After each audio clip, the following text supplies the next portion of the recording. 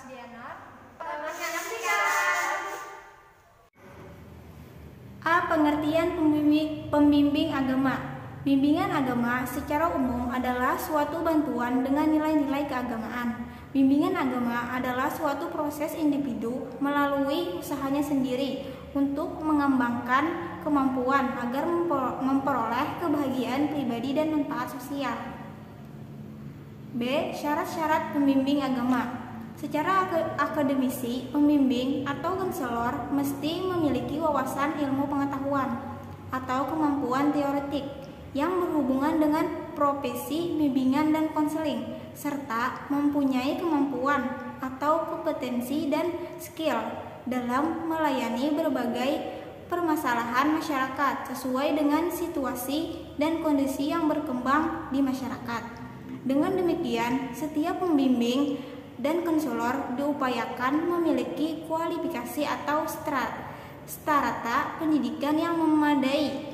Secara praktis ditunjang berbagai pengalaman dalam pelayanan bimbingan dan konseling. Bagian C, pengertian konselor, psikolog, dan psikiater. 1. Pengertian konselor. Konselor adalah seorang yang memiliki kualifikasi S1 dalam bidang psikologi pendidikan dan bimbingan atau bimbingan dan konseling. Sudah cukup untuk menjadi seorang guru BK di lapangan. Konselor tidak berfokus pada permasalahan mental, melainkan pada kompetensi akademik, sosial, karir, dan pribadi. 2. Pengertian psikolog. Psikolog adalah gelar profesi yang diberikan kepada seseorang yang sudah lulus sarjana psikologi. Psikolog pendidikan berkecimpung di dunia pendidikan seperti konselor di sekolah. Psikologi biasanya menggunakan pendekatan sosial dan permasalahan kejiwaan. Ketiga, pengertian psikiater. Seseorang yang telah menyelesaikan pendidikan kedokteran yang bergelar dokter umum akan melanjutkan residensi selama kurang lebih 4 tahun lamanya. Jadi, terapi pada psikiater cenderung pada terapi dengan menggunakan obat-obatan, pemeriksaan fisik, dan pemeriksaan laboratorium. D. Peran dan fungsi psikolog, psikiater, dan konselor. 1. Psikolog. Seorang psikolog dapat bekerja sama dengan psikiater atau dokter untuk menangani sebuah masalah kesehatan mental. Namun, seorang psikolog memiliki peran yang cukup mendalam untuk melakukan pencegahan, mendiagnosis, dan mengetahui penyebab seseorang mengalami gangguan pada kesehatan mental.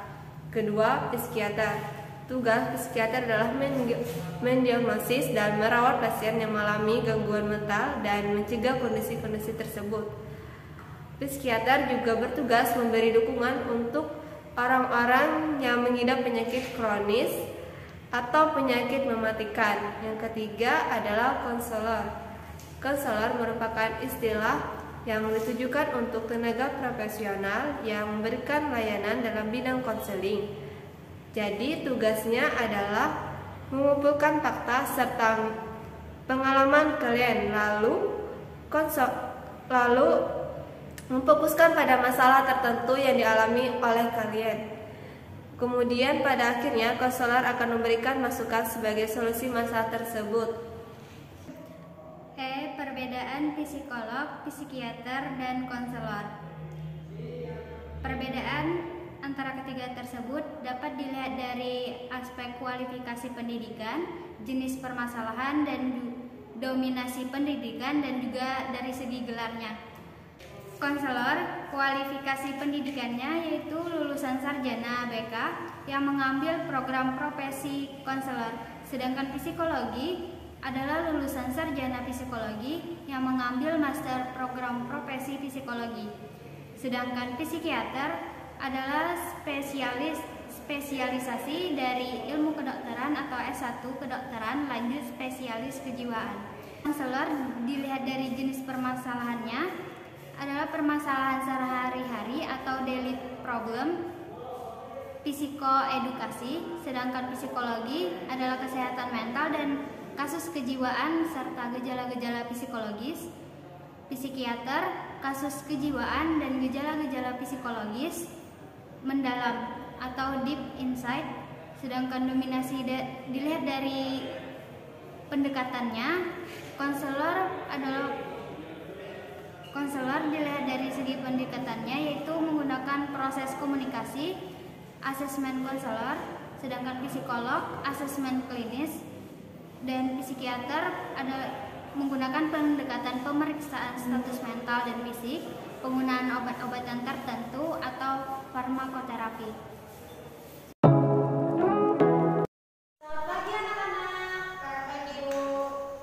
Nah, hari ini kita akan membagikan rapot ya. Iya Bu. Ibu akan menyebutkan peringkat kelas mulai dari 20. Oke, mulai. Peringkat ke-20 atas nama Dinda. Selamat Dinda. Ke-10 atas nama Dimas. Silakan diambil Dimas. Peringkat ke-9 atas nama Adit. Peringkat 3 besar belum Ibu sebutkan, maka Ibu akan menyebutkan dari peringkat pertama ya. Iya Bu. Selamat Harwati, kamu jadi peringkat pertama. Pertahankan ya. Iya Bu. Ibu, bagaimana ya? Aku takut tidak sesuai dengan keinginan ibu untuk mendapatkan peringkat pertama.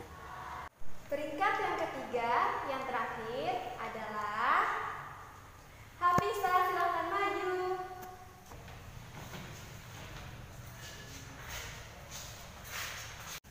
Assalamualaikum. Waalaikumsalam. Aduh sayang, hari ini kan kamu bagi rapot. Kamu pasti tidak mengecewakan ibu kan? Coba lihat sini rapotnya.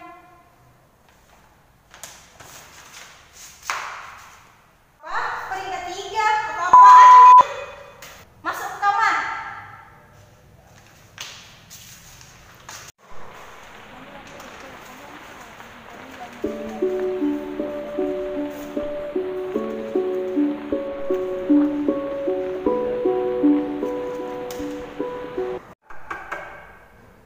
Ibu masuk ya.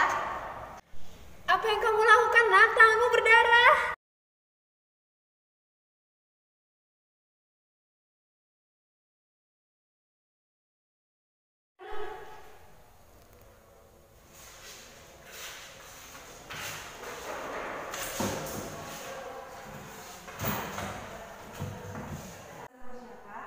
Ada yang bisa saya bantu, Bu? Pada akhirnya Hafizah pun dibawa ibunya ke psikolog, dan ibunya sadar bahwa cara mendidiknya selama ini salah.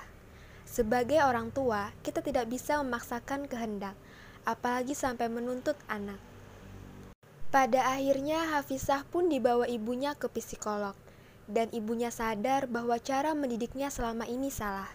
Sebagai orang tua, kita tidak bisa memaksakan kehendak, apalagi sampai menuntut anak.